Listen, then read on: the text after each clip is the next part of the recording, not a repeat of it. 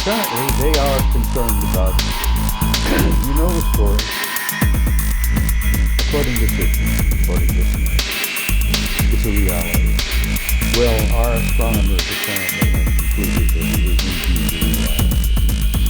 For almost a century, astronomers have been concerned and focused about what they call the intrusion that seems to come and go from time to time. And they can measure it by perturbations and effects on other planets. They've known it, but they've never gone public about it. Well, in the early 80s, the JPL,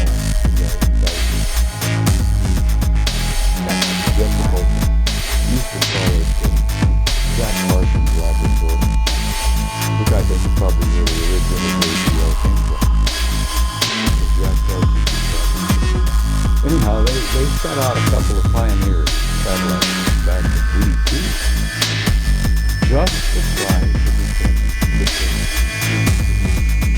And the Pioneers apparently came back with data which could not only work but fail. Pioneers included the Pioneer satellite data. So, wow, astronomers were troubled by that. Could this thing be real? And what did they do? They sent out what they call an infrared astronomical satellite. I think they call it IRAS. And this was done in 1983. They sent the IRAS out, taking infrared pictures all around the system, above and below. And apparently IRAS got two giant positive responses that yes, the 12th planet, the 10th planet, however you want to call it, yes, it's real. And that's when the lid ran down. So it's out there, it's on its way back in, right? According to the Sumerians and Signe, apparently it is.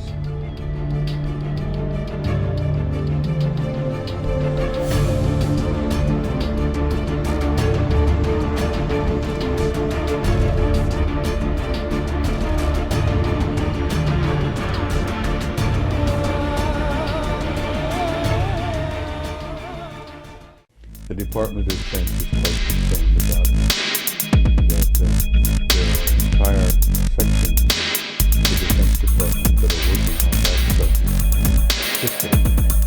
The big question is, are we and it going to be on the same side of the sun at the same time? Some of our remote viewers have concluded that we and it will be on the same side of the sun at the same time.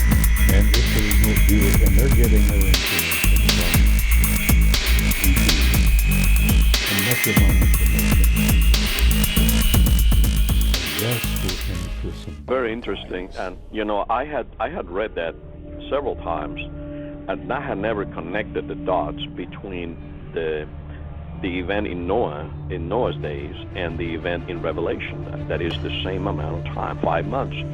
And when you begin to connect these dots, it makes a whole world of sense. And you know, it is fascinating in the sense that the Almighty uses these celestial events to bring about cataclysms on the earth, or maybe, you know, they come and the Lord uses them to bring about whatever ends He needs to bring about. And there is a misconception out there in the world, you know, that God doesn't need Planet X, He doesn't need this, He doesn't need that, and that is true. He doesn't need, but He uses many times these celestial objects. And the Bible talks about how, you know, the Lord has given the celestial objects and the constellations as a sign for mankind here on planet. Well, you can take the story of Jonas. Whenever they asked Yeshua, when is this to be taking place, he said, the only sign that you will have would be the sign of Jonah. And there's only 2 pages to the story of Jonah. One was the 3 days in a whale, which Yeshua also used that one pertaining to how long will he be in the grave? 3 days and 3 nights, as in Jonah. But for his return, he says the only sign for a wicked nation will be the sign of Jonah. And when you read the second half, most people don't get the emphasis. It's more on what's not being said. Jonah convinced an entire town and its king to repent, but he didn't perform not a single miracle. How is that possible? Because the model shows us that in 40 days, he said, your doom will come. The model shows us within 40 days, this planet is clearly in the view of Earth and is gaining in size as it's approaching Earth. That's what was, because they already, the people of Nineveh recognized the signs of the earthquakes, the birds dying, the fish dying, the same things that we're seeing today. They knew something was wrong. And when Jonah pointed to the sky and told them that this is your doom, that's why they believed. And for Jonah to know that, well, God gave him the information as far as the timing and when to do this. You can see the fingerprint of God throughout this on the timing. You know. Mm-hmm. Yeah, that is true.